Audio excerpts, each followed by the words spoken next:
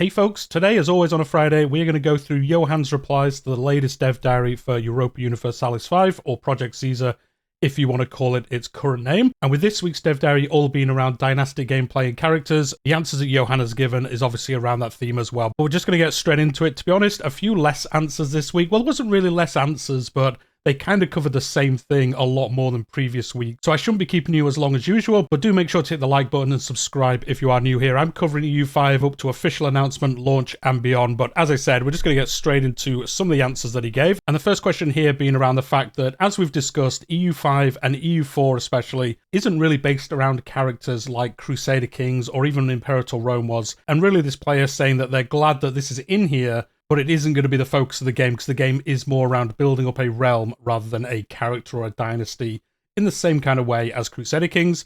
And Johan really just saying that is the goal, really for the aim of adding flavour to the game, and then also it will impact diplomacy. I guess because they've kind of fleshed out the system a little bit more, it is going to affect diplomacy, as they did discuss in the dev diary, especially with the skills and the points that each character has. That is going to affect more things than it did in EU4, so it is going to, I think, achieve those goals that he's looking for. I've definitely seen some feedback that people don't want this, they don't want any of this, they just want, you know, text names for characters and the same as EU4, but I think this is a good evolution of that. Like, I don't want this everywhere, and from what Johan says in some of these answers, this isn't going to be something you're always seeing like you do in Crusader Kings.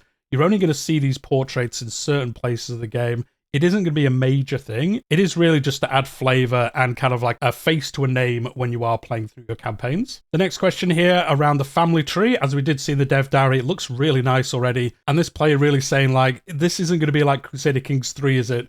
Where everyone has hundreds of kids and by the end of the game, it gets really buggy and starts to slow the game down. Johan's saying, yep, that would not be good, would it? Again, just really confirming that this isn't going to be as wide as Crusader Kings is. There's going to be way less characters than there are in Crusader Kings, especially by the end of the game, once you've played through hundreds of years.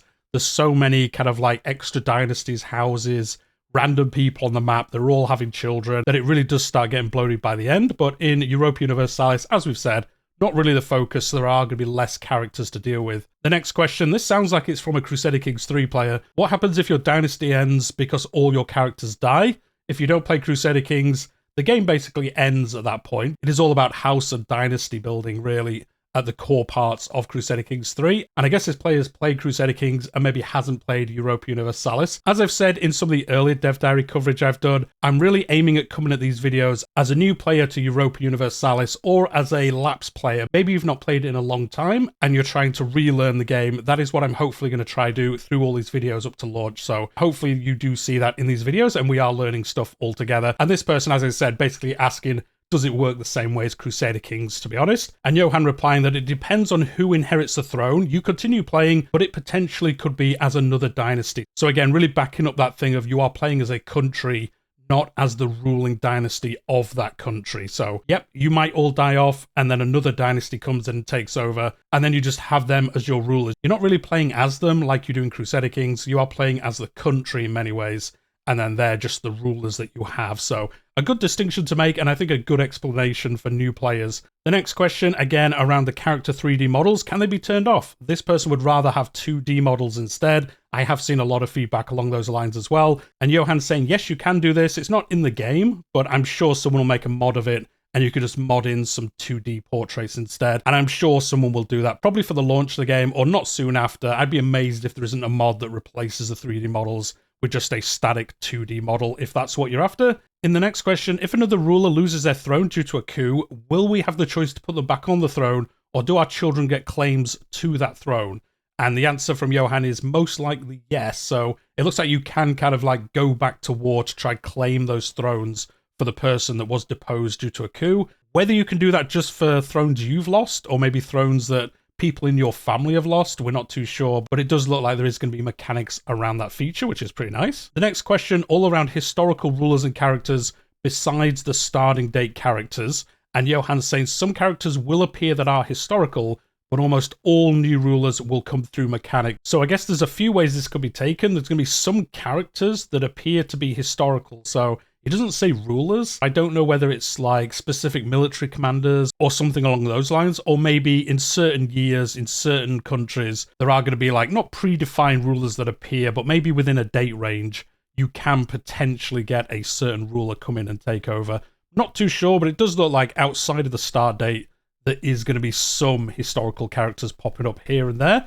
There may even be some mechanics they haven't covered yet that kind of cover how that is going to happen. The next question, a bit of a pop at Victoria 3, to be honest, saying like, wow, are we getting cabinets before Victoria 3 does? And Johan again saying, I don't know about Victoria 3. He said this in one of the previous dev diaries that he's never played it. Again, as I said that time, maybe he hasn't. He's a busy man with Europa Universalis. Maybe he never played Victoria 3, but he has mentioned this a few times that he's never played it. And then on top of that, he is saying that cabinets is a core mechanic of Project Caesar. So confirming, as we already know, because it did mention at the end of the last dev diary that cabinets is going to be next week's dev diary, and I will be covering that obviously on the channel, that they are coming and how they're going to work exactly is going to be interesting. Is it going to work like a cabinet, how you would think maybe it would work in Victoria 3, or is it going to work a little bit like the Royal Council kind of thing in Crusader Kings 3? We'll find out pretty soon. As I said, next Wednesday, there's going to be a dev diary. The next question, will there be an option to have a nickname for a ruler, like the Great or the Magnificent? And yes,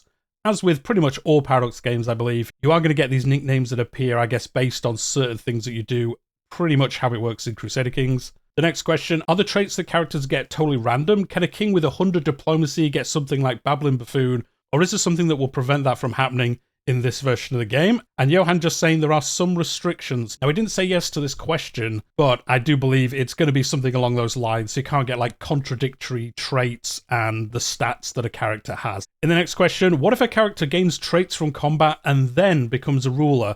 Will there still be a total of 3 slots, or will there be 3 for the ruler and 3 for combat traits? Again, as they covered in the dev diary, you're going to get traits as a ruler the longer you rule, and then also you can get traits through combat. Now, he didn't mention how the combat side worked, but he does clarify it here.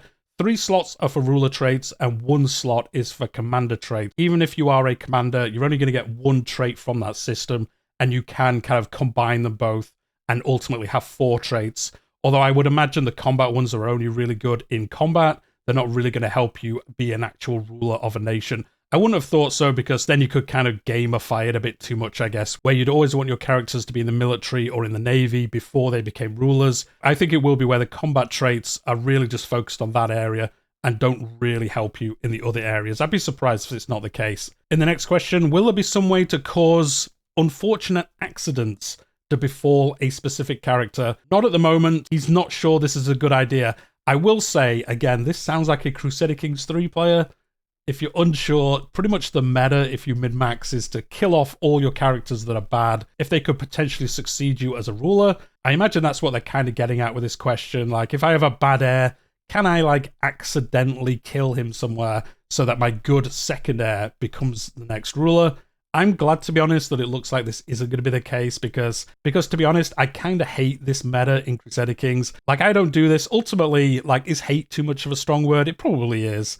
But I think, like, it's not a fun way for myself to play the game, where if you have a bad ruler, you just, like, bump them off or send them to be a monk or something, and then you only ever play as good players. I don't find that exciting myself. I kind of like telling a story of, okay, I had this good character, and then his heir was terrible, but we managed to make the best of it. And then when he died, his son was, you know, middle of the road, and then his son was really good. And that makes like a tapestry of a story for the campaigns. I think always just playing as a really good character, like a meta character, I don't know, I just don't find that exciting, and I'm kind of glad they're looking at not having mechanics that allow you to do that. Again, it's not really the focus of this game, so I would be surprised, to be honest, if there was a way to do this, because again, you're not really playing as the Dynasty, that's just the rulers of the nation that you're playing as. I know I've said that about 5 times, but I really want to kind of get into the head of people that are new to the series, that is the difference between Europa Universalis and Crusader Kings. That is kind of like the major difference. And if you can kind of look at the game through that lens, I think it helps you understand how some of the mechanics work. And then in the next question, how does tracking family trees affect performance? I know it's a bit of an issue in Crusader Kings, kind of linking into that earlier question. And Johan replying that this isn't even in the top 200 performance issues at the moment, so I guess that means it doesn't affect it too much. Now, we haven't had much news about the performance of the game at the moment. do remember this game is many, many, many months away, probably the end of next year at the earliest, so there's a lot of time to optimize it. Do they always optimize their games well? Look, I'm not going to say they do, but if we take Johan at his word, he did say a couple of dev diaries ago that the game already runs pretty well, he said. It doesn't really slow down the longer you play it, so if that's true or not, I don't know why he'd lie about it, to be honest. As I said, we're so far away from launch, he could easily have said, yep, it's really bad, but we've got like 2 years to fix it out. So again, they've probably done a lot of optimization around these systems. In the next question, are we not talking about the gap in ruler succession? Again, this was all around dynasties, and this wasn't mentioned. Johan pointing out that regencies are not rulers, so that is why it wasn't really covered in the dev diary. I'm sure we'll get a dev diary all about regencies in the future. As we've seen in previous replies each week, it looks like nearly all the systems in the game are going to get at least one dev diary around them. So again, I think in a while, maybe a couple of months, we'll get a regency-themed dev diary, and we'll understand exactly how they're going to work in the game. In the next question, will characters' outfits change over time? They want to see some powdered wigs later on. Johan, that's the goal. So it does look like the clothing is going to kind of move up through the ages. I think that makes sense. It would be weird if they always wore the same clothes. The next question, can characters become rebels and rebel leaders? Yes, is just a simple answer by Johan. Nothing else to really say there. The next question, does that mean there are many different succession laws in Project Caesar?